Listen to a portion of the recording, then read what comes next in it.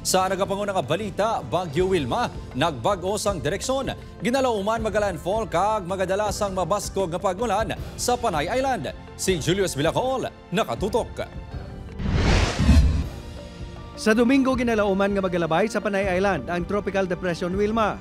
Base sa forecast sa Pag-asa, posible ini ang magalandfall kag magdala sa mabaskog nga pagulan sa isla. Ang isa gid natong kabantayan man as well, hindi lang gid ang mata but also ang eye wall niya. Kumbaga ang outer part kang mata nga na kay dira na ang mga pagtudo sang ulan hagang patudo man kang badlos kang hangin naton.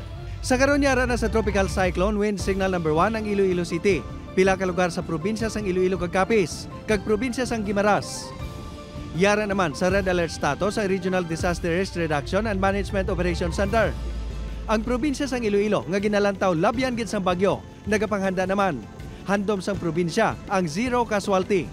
If possible, kung ara ka sa hazards way, ara ka sa flood-prone, storm surge, and landslide-prone areas, get out from it. Alas 5 pa lang kaina sang aga, ginsuspender na sa Philippine Coast Guard ang biyahe sa mga sakayan pang dagat sa naglain-lain nga mga pantalan sa syudad kag probinsya sang Iloilo. Sa Dumangas Port, 40 ka individual ang inisyal nga na-record nga stranded. Apang pila sa mga ini, nagbalik na sa ila ginhalinan. Malapit 300 naman ka rolling cargo sa naalangan sa pier. Kag ini ang ginalauman nga magadugang pa. Si Saldi nga magabisita kon tani sa Iloy sa Binalbagan Negros Occidental, isa sa mga stranded. Ati wait ang mo balik na lang ta sa tubungan. Si Manang Lawrence kag ang mga himata sini nga magapauli sa Bacolod kag Bago City nagikan sa Maasin. Naalangan man. Kung may ara man lang kami nga tiniran nga ano na lang kami diri mahulat. Sanday Darwin naman nga magapauli kung tani sa Cebu City bangod may kinahanglanon pa nga obrahon. Magahulat na lang kung saan o pwede makatabok. Kasi may dala kaming mga UPS battery para sa project namin doon. Sa Monday sana to i-install. Sa Bago City, Negros Occidental, nagapangama naman ang pila ka mga residente nga naapektuhan sang baha sa paglaslas sang Bagyo Tino. Hindi ko malipatan sa pamilya kay Inoy ang kapin 7 katapak nga kataason sang baha matapos naglapaw ang tubig sa Bago River. Pamilya mo ginaunahon.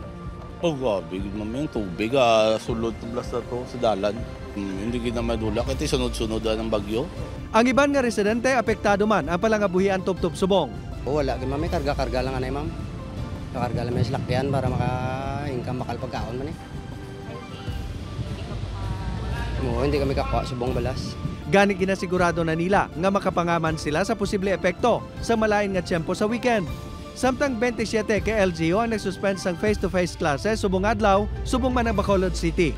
Upod kay Cirilo Rendoque, Julius Vilacol.